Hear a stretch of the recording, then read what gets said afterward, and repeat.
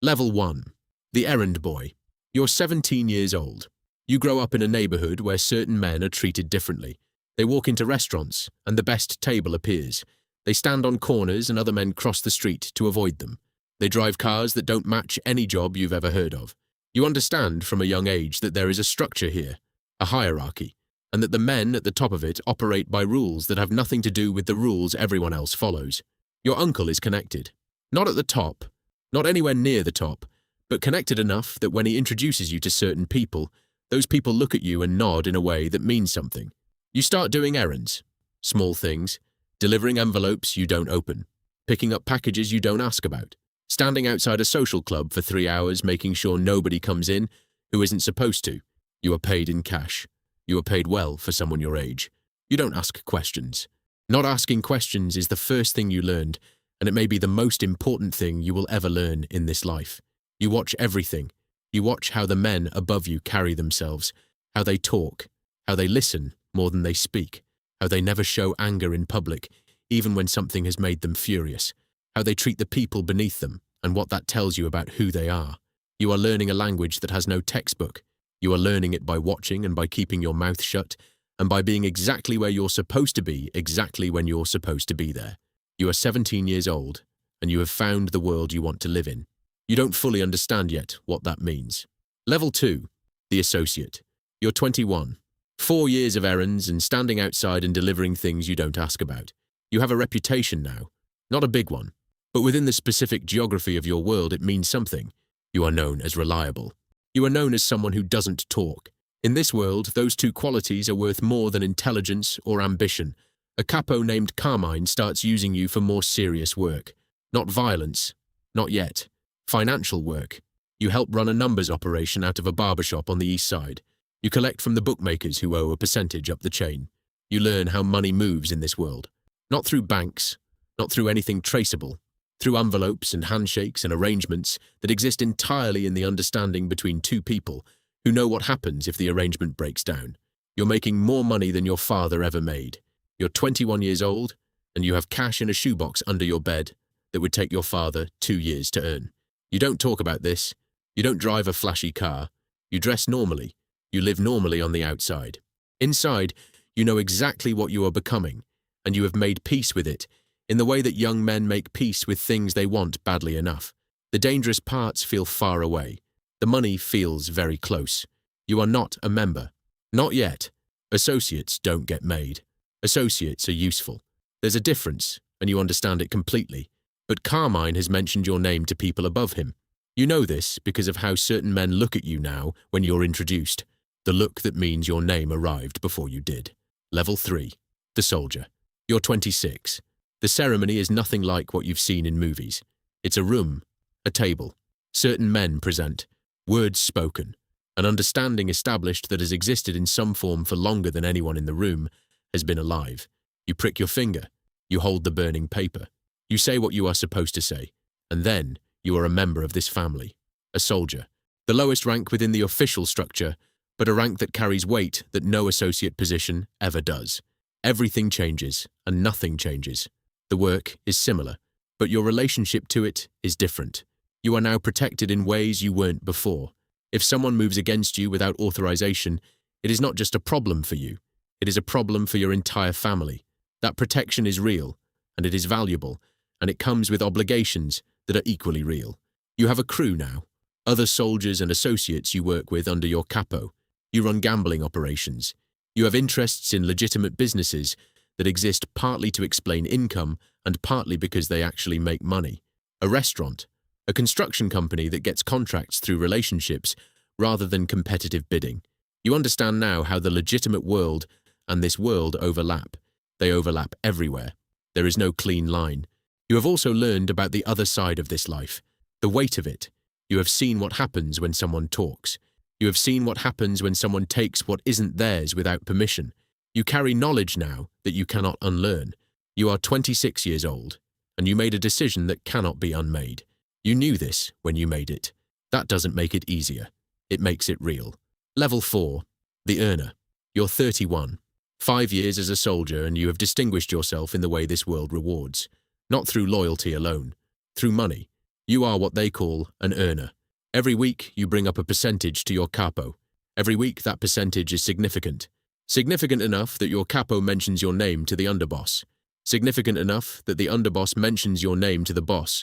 In this world, your name traveling upward is the only career advancement that matters.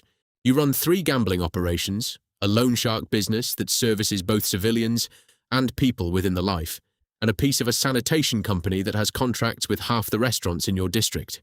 The legitimate businesses generate real money now, not just cover, real profit from real operations that you actually understand and actually manage. You have learned something important about power in this world. It is not about fear alone. Fear is a tool. The men who last are the men who make other people money. The men who get removed are the men who become problems. Your entire strategy is to be more valuable than you are troublesome. So far, this is working. Your personal life is complicated in the way this life always complicates things. You have a wife, 2 children. They know generally what you are without knowing specifically. Your wife grew up in this world through her own family. She understands the rules without needing them explained.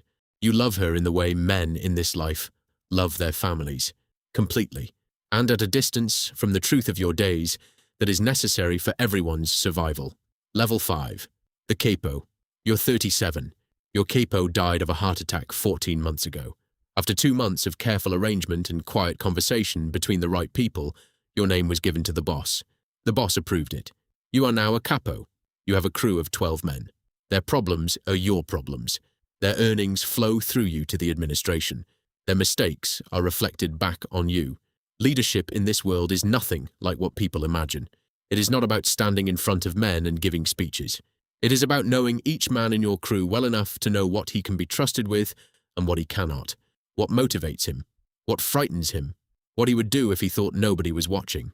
You manage 12 different personalities and 12 different risk profiles and 12 different levels of ambition every single day. You have problems you didn't have as a soldier. A man in your crew is skimming. Not much, but enough that you know about it, which means others know about it, which means you cannot ignore it without appearing weak. You handle it the way it has to be handled. You don't enjoy it. You stopped enjoying these things years ago. You do it because not doing it would be worse. This is the logic of your world. Everything is measured against what the alternative costs. You sit at a table now that you could only watch from a distance before. You are part of conversations about who gets what and why, about territory and arrangements and disputes that need resolution. You understand now that the boss is not making decisions based on strength alone. He is managing relationships, keeping the balance, making sure enough people have enough reason to stay in line. Power at this level is almost entirely about management. The violence is the failure state. The goal is to never need it. Level 6. The underboss. You're 44. The underboss position opened 3 years ago under circumstances that required handling and were handled. The boss asked you to step into the role. You understood what the ask meant. You said yes. You are now the second in command of your family. When the boss is unavailable, you speak with his voice. When disputes need resolution and the boss doesn't want to be directly involved, you are the resolution. The weight at this level is different from anything below it. As a soldier, your problems were local. As a capo, your problems were the size of your crew. Now your problems are the size of the entire organization, and every relationship it has with every other family and every law enforcement agency and every civilian institution that your operations touch. You are managing something complex enough that no single person could fully understand all of it simultaneously. You do your best. You make decisions with incomplete information because complete information is a luxury this world doesn't offer. You have also become, over the years, a student of what destroys organizations like yours, and the answer is almost never outside pressure. The answer is almost always internal. Men who feel they deserve more than they're getting. Men who talk to people they shouldn't talk to.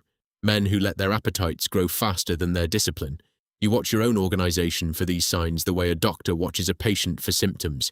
You address things early when you can. When you can't, you address them the only way left. You rarely sleep well. This is not something you discuss. The men in your world do not discuss the cost of what they carry. You have built something, and you protect it with everything you are, and you understand at 44 years old that the building and the protecting are never finished. There is no retirement in this life. There is only moving forward or being removed. You choose moving forward every morning when you wake up. It is the only choice you have ever been able to make. Level 7. The boss. You're 52. The old boss died in federal prison 2 years ago. The family came to you. Not because you were the most feared, because you were the most trusted, because you had spent 35 years in this life without ever giving anyone a reason to doubt you. That is rarer than it sounds. That is almost impossible. But you did it, and now you sit where you sit. The view from the top is not what anyone imagines. You are not untouchable. You are the most visible target in an organization where everyone is a target. Every decision you make creates someone who benefits and someone who doesn't. The someone who doesn't will spend years calculating whether doing something about it is worth the risk. Your survival depends on making sure the calculation never works out in their favor. You spend more time managing the politics within your own family than managing anything external. The external problems are almost easier.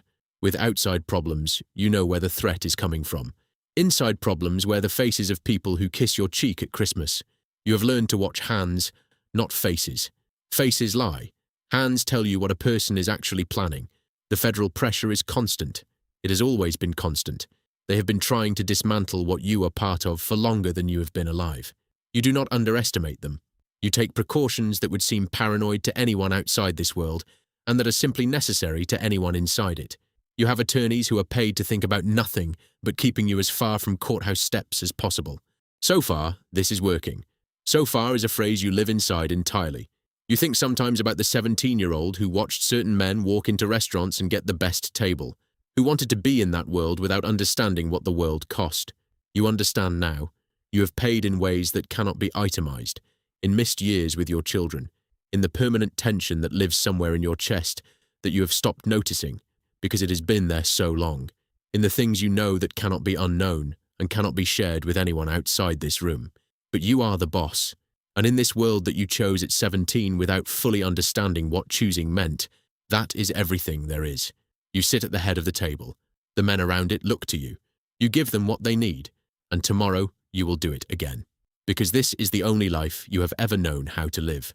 And somewhere right now, a 17-year-old boy is watching certain men walk into a restaurant and get the best table. He is watching how they carry themselves. He is thinking he wants to be one of those men. He doesn't understand yet what that wanting will cost him. You did not understand either, and you would do it all again. That is the most honest thing you know about yourself.